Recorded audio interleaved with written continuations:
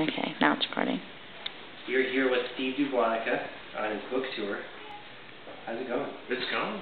My first time in San Francisco. I'm really happy to be here. How is there? You got here at noon, so you ever get time to yourself? Do you ever wander around? I was wandering around by my hotel, and I was looking at a little bit of the San Francisco scene. It was interesting, and my guide is going to take me around tomorrow and show me all the sights. Yeah, so I'm looking forward to it. So he's just going to put out, we have it right here too. Yep, it is. Keep the changes out. How's the feedback? Especially on your blog, you probably get instant, feedback. Instant feedback. I've been lucky. Most of the people who've read it have enjoyed it and they've all wondered how would you make an entire book about tipping, and the response has been very nice. I'm very happy with it. Was it ever difficult at times to write another chapter? Did you ever say, how am I going to write this, when you went into a situation? One of the things I did for my book was I went on trips and I did research. I was in LA, I was in San Diego, and Portland, and Las Vegas, and also in my backyard in New York City.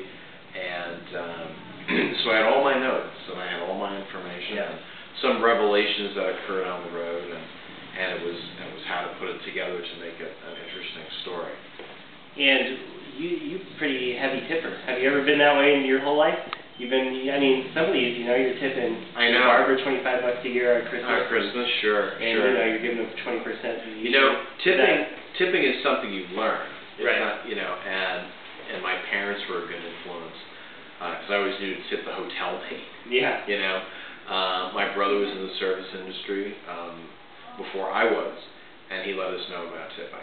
And since I've been a waiter, and I've always said waiters, bartenders, self-made millionaires, and mafia guys are the best tippers. Right. Yeah. So you appreciate the work that people do, and so I'm a pretty heavy tipper now. But a lot of people out there, they don't know, what should I tip my doorman at Christmas? What should I tip my au pair at Christmas?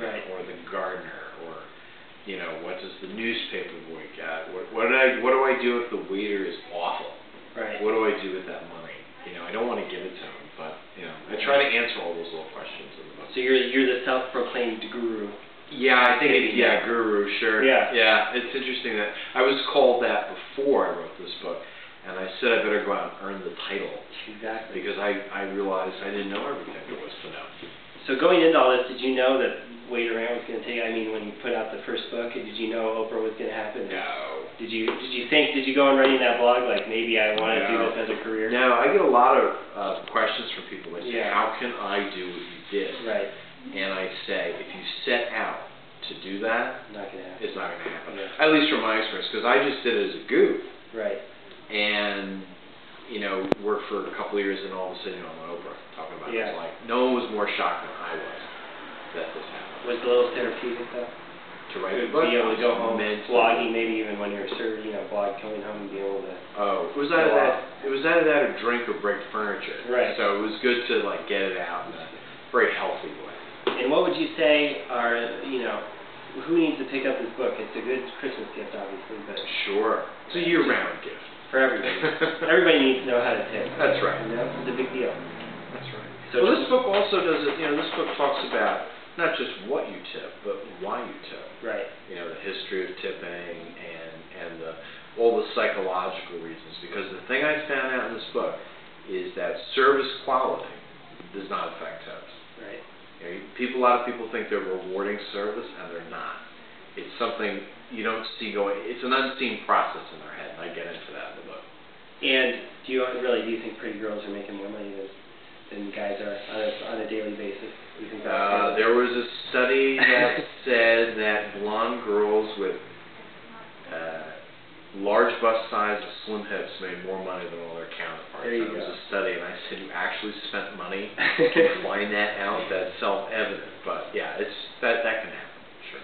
So definitely check out his blog, which is, you're still doing that. I was still doing Rant.net. Now it moved. So yeah.